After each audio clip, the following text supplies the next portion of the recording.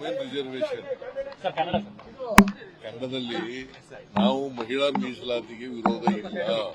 ಯಾಕಂದ್ರೆ 23ರಲ್ಲೇ ಪಾಸ್ ಆಗಿದೆ ಪಾರ್ಲಿಮೆಂಟ್ನಲ್ಲಿ, 23ರಲ್ಲೇ.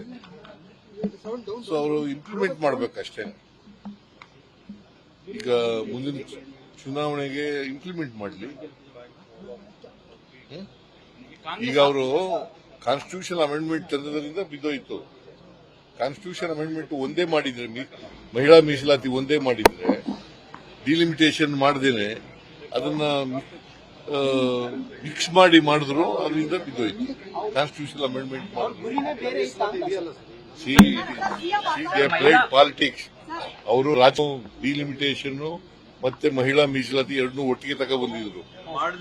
ನಾವು we are against only delimitation, we are not against women reservation. Rajanna ಅವರು ಸಿಎಂ ಅಸಹಾಯಕರಾಗಿದ್ದಾರೆ ಅಂತ ಹೇಳ್ತಾರಲ್ಲ ಸರ್.